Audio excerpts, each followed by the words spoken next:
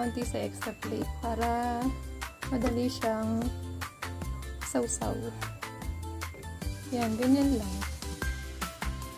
Yan. Tapos, painitin na natin yung pan. Kahit ano naman pan, pwedeng magamit. Tapos, lalagyan na natin siya ng butter or oil. At pininitan na nga natin yung butter. Pero may konting olive oil ito. Medyo nakaluwag-luwag ang yung lola, kaya nilagyan natin ng olive oil at saka ng star margarine. Tapos, lalagyan na natin ito. Kakamay na lang natin na madali. Yes! Ah, dumudulas. Yan. Then, lapit na lang natin sa susunod.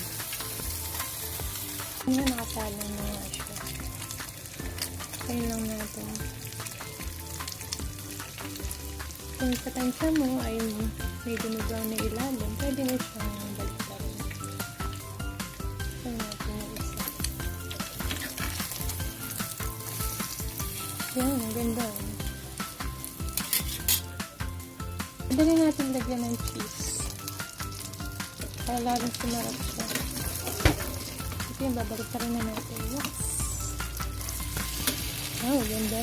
Ang ganda ng itsura niya. Kung tutusin guys, parang kalate siya ng mga tinapay ng bread pork. Ayan. Medyo mangalan din yung tinapay din.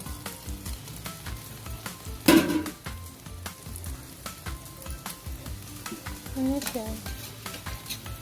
Mukha siya masarap. Actually, masarap talaga siya kasi lagi na pang pinaluluto ng mga chikiting mga bata. Pang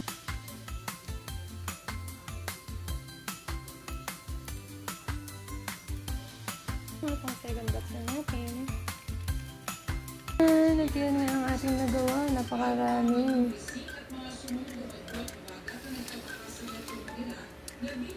Ang bango niya guys. Si Mother Earth, nasarapan siya sa tinapay.